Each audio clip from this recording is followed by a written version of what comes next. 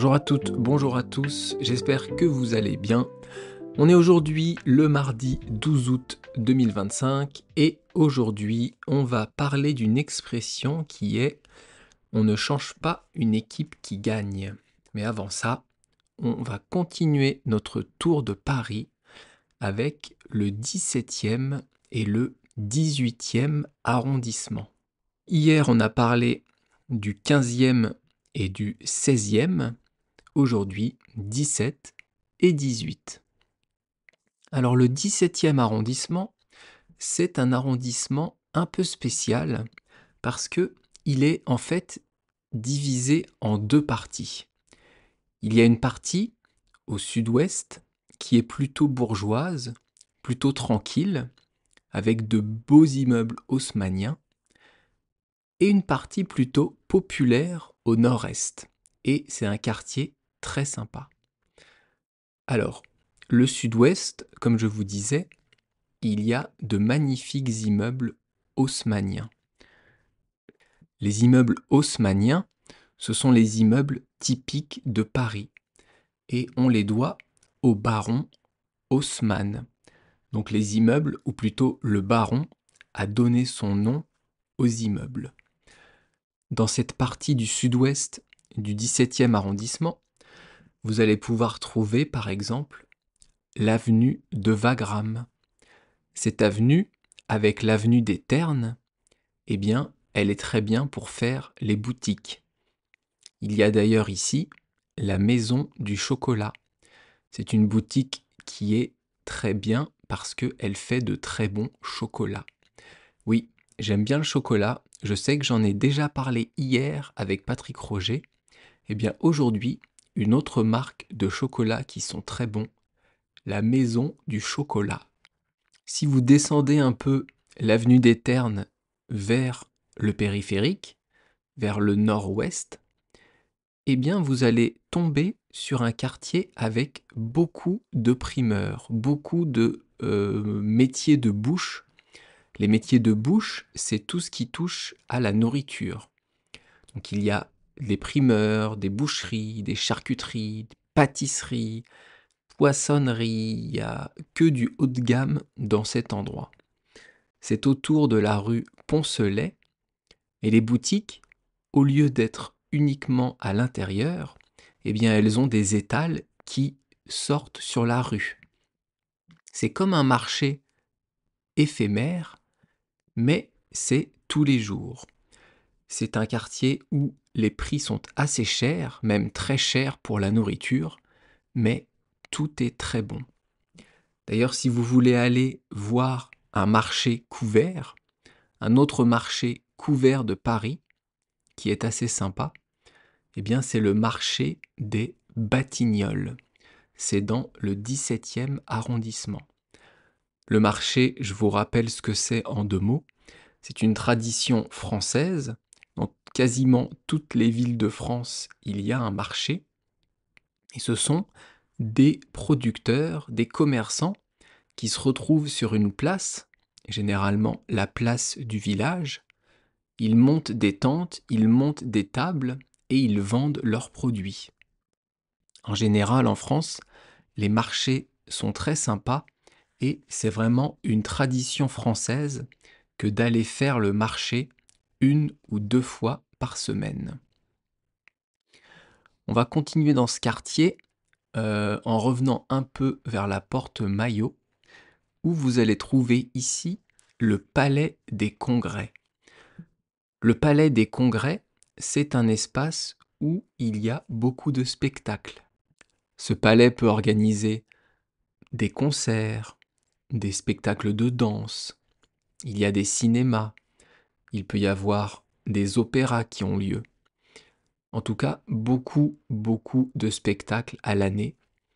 Si vous êtes à Paris pour plusieurs semaines, eh bien regardez la programmation au Palais des Congrès, voir s'il y a quelque chose qui vous intéresse.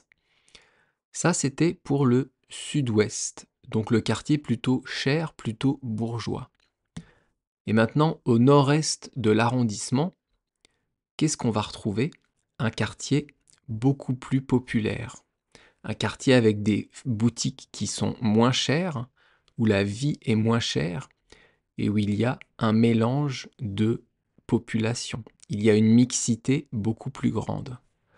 Dans ce quartier du 17e, si vous voulez vous promener, eh bien vous pouvez aller au parc Martin Luther King. Pardon, ma langue a fourché. C'est un parc qui est assez récent, où il y a un plan d'eau, il y a bien sûr des arbres, de la pelouse, et il y a même, pour les plus jeunes, un skatepark, où vous pouvez donc aller faire du skate, faire du patin à roulettes. Si vous avez envie de vous casser un bras, allez faire du skate là-bas. Et après, un peu plus haut que le 17e, juste à la limite avec Saint-Ouen, je vous conseille d'aller au marché aux puces. Le marché aux puces, c'est là encore un marché, mais ce n'est pas de la nourriture. Ce sont des vieux meubles, des vêtements, des baskets, des objets d'art, il y a des vinyles, de la musique, il y a beaucoup, beaucoup de magasins, beaucoup de commerçants, et ils vendent tout ce qui est vintage, tout ce qui est ancien. Alors si vous allez dans ce marché, faites juste attention au vol, attention aux pickpockets, parce qu'il y en a pas mal là-bas. Je le sais parce que j'ai fait mes études pas très loin, et je faisais toujours attention. Alors, moi, en tant qu'homme, généralement, j'ai moins de problèmes qu'une femme seule à ce niveau-là, mais il faut quand même faire attention. Que vous soyez homme ou femme, vous pouvez vous faire piquer dans la rue quelque chose, donc dans ce quartier, c'est très sympa, mais attention à ça. D'ailleurs, autour de ce marché aux puces, autour du 17e et de Saint-Ouen, regardez en haut, pardon, regardez les peintures de rue, regardez le street art, parce que là aussi, comme dans le 13e, il y a beaucoup de peintures qui sont faites par des artistes sur les murs, sur les immeubles, et ça, c'est très beau à voir. Enfin, moi, personnellement, je trouve ça beau. Et maintenant, on va passer au 18e. Alors, qu'est-ce qu'on trouve dans le 18e? Le monument le plus connu du 18e et un des plus connus de Paris, eh bien c'est évidemment le Sacré-Cœur. Le Sacré-Cœur est situé à Montmartre, dans le quartier de Montmartre. Le Sacré-Cœur est une basilique, donc une grande église. Alors, il y a une petite différence entre basilique et église. Dans la basilique, eh bien, en général, il y a un saint qui est enterré, et pas dans une église. Enfin bref. Donc le Sacré-Cœur, la basilique du Sacré-Cœur, est en haut de la butte, en haut de la colline. Donc pour visiter ce Sacré-Cœur, d'abord, il faut prendre des tickets, parce que les places sont limitées. Et ensuite, pour monter, vous avez plusieurs possibilités. Vous pouvez monter à pied, donc avec les marches, avec les escaliers, et vous pouvez aussi monter avec un moyen de transport. Ce moyen de transport s'appelle un funiculaire. Un funiculaire. C'est quoi un funiculaire? Eh bien en fait, c'est comme un petit train, mais qu'on met dans une pente et qui est tiré par un câble. Donc pour aller du bas de la colline en haut de la colline de Montmartre, eh bien vous pouvez monter dans ce petit train, dans ce funiculaire, et ça sera donc sans effort que d'aller là-haut. Prenez-le peut-être pour la montée, parce que c'est sympa et que c'est typique de Paris, et peut-être pour descendre, prenez les marches, asseyez-vous sur les marches, mangez un morceau, buvez un coup, et admirez la vue de Paris.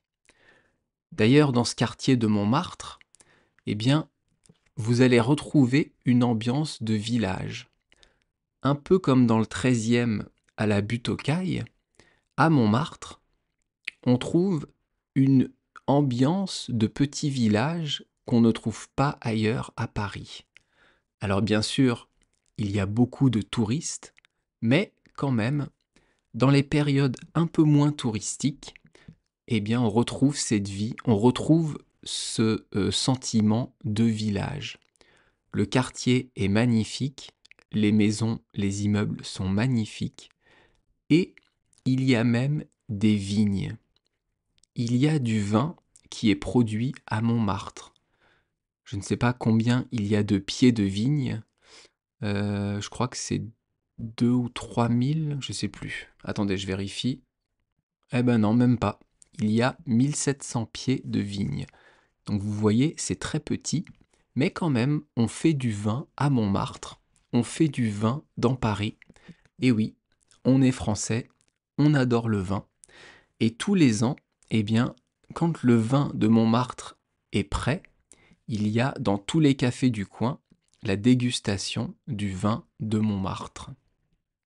Et ça, c'était pour le quartier autour du Sacré-Cœur.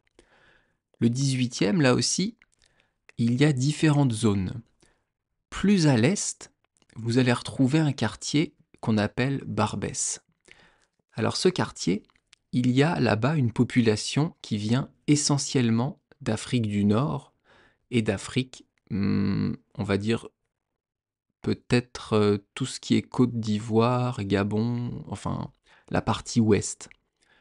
Donc la vie est très mélangée là-bas, les populations sont très mélangées.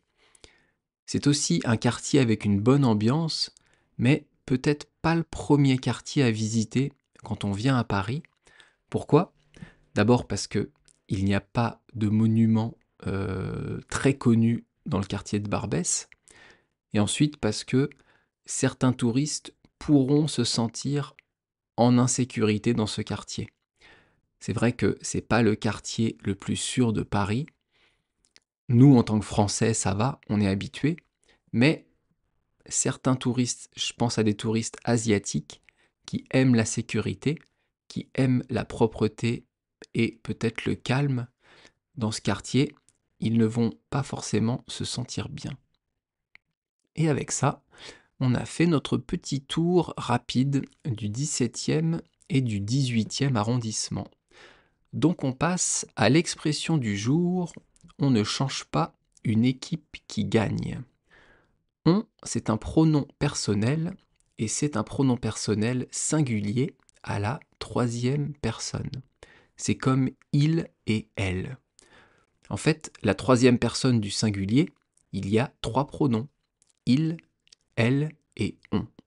Quand on dit on, en fait, on désigne quelqu'un qu'on ne connaît pas. Quelqu'un qui est indéfini. Alors que quand on dit il ou elle, on désigne une personne spécifique. Donc on, c'est pour une généralité. On continue les mots de l'expression. On ne change pas une équipe qui gagne. On ne change pas. Ici, on entend le ne et le pas. Donc la marque de la négation. Une phrase affirmative, ça va être on change. Et une phrase négative, on ne change pas. Je pense que maintenant, avec votre niveau de français, vous savez comment on fait la négation en français.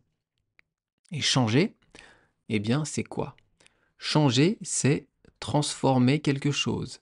C'est apporter une modification à quelque chose. On peut dire d'ailleurs changer de vêtements. Le matin, enfin, j'espère, vous changez de sous-vêtements. Le matin, quand je me lève, ou après la douche plutôt, eh bien, je change de boxer, je change de chaussettes. Là, c'est la même chose. Changer, ça veut dire modifier. Donc je vais vous conjuguer évidemment le verbe changer qui est un verbe du premier groupe au présent et à l'imparfait. Changer au présent, ça donne je change, tu changes, il change, nous changeons, vous changez et il change.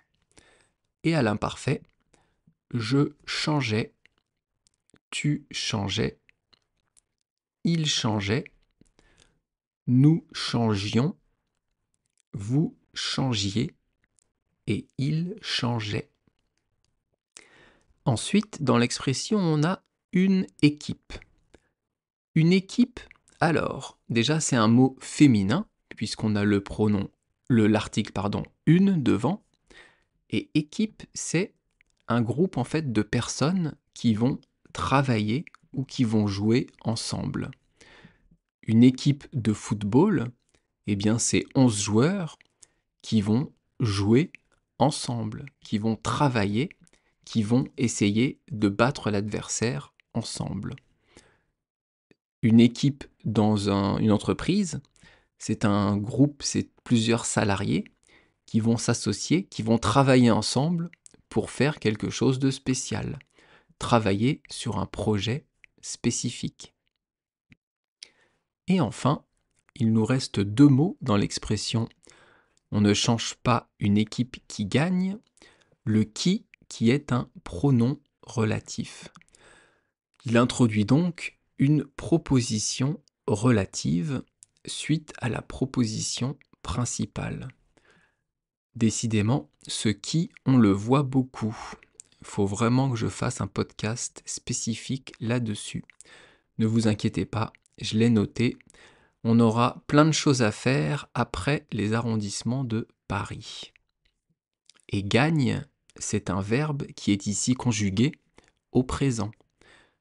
Gagner, ça veut dire, remporter la victoire.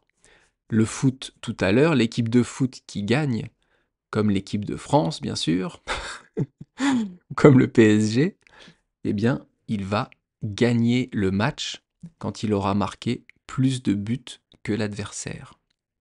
Et donc, on va se faire gagner au même temps que changer, donc présent et imparfait. Gagner au présent, ça donne je gagne, tu gagnes, il gagne, nous gagnons, vous gagnez et il gagne. Et à l'imparfait, c'est je gagnais, tu gagnais, il gagnait, nous gagnions, vous gagniez et il gagnait. Alors pourquoi on dit ça ? À quel moment on peut utiliser l'expression « on ne change pas une équipe qui gagne » ? Eh bien c'est simple. Quand on gagne un match, on va reprendre l'exemple du match de foot, eh bien souvent, au prochain match, au match d'après, l'entraîneur garde la même équipe. L'équipe a gagné le match d'avant, donc il y a des chances qu'elle gagne le match d'après. On ne change pas une équipe qui gagne. Ça, c'est le sens propre. Mais le sens figuré, en fait, c'est ce qui donne de bons résultats ne doit pas être changé. Quand vous arrivez à faire quelque chose avec votre méthode, eh bien, gardez cette méthode et vous continuerez à arriver à faire cette chose. On va prendre l'exemple de l'apprentissage du français. Vous discutez avec un ami et cet ami vous demande « Est-ce que tu écoutes toujours Le français c'est facile avec Adrien ? Est-ce que tu écoutes toujours ce podcast pour apprendre le français ?» Et vous allez répondre « Eh oui, comme ça marche, on ne change pas une équipe qui gagne. » Ça veut dire « Je continue à écouter ce podcast, merci beaucoup d'ailleurs, parce que ça m'aide à apprendre le français. Pourquoi je changerais de méthode alors que cette méthode me convient ? Moi, maintenant, j'ai ma méthode, j'ai ma routine pour apprendre le japonais. Je ne vais pas changer parce que j'y arrive, parce que je m'améliore. Si un jour je vois que je stagne, je vois que je ne m'améliore plus, eh bien, je vais changer d'équipe, je vais changer de méthode. Mais tant que j'y arrive, on ne change pas une équipe qui gagne. Ce qui donne de bons résultats doit rester intact. En anglais, j'ai fait un truc littéral, je me suis pas foulé. You don't change a winning team. C'est exactement la traduction littérale de on ne change pas une équipe qui gagne. Demain, on parlera de l'expression qui est être dans un fauteuil. Et comme d'habitude, si vous voulez me soutenir, si vous voulez m'aider à faire ce podcast et exprimer votre reconnaissance, vous pouvez vous abonner à mon site Patreon. Ce sera évidemment très sympa pour moi. Et en plus, vous aurez accès aux transcriptions des podcasts et à d'autres podcasts exclusifs. Merci beaucoup de m'avoir écouté. On se voit donc demain. On s'écoute donc demain plutôt. Et je vous dis donc bonne journée. À bientôt. Bye bye. Hasta luego. Matane.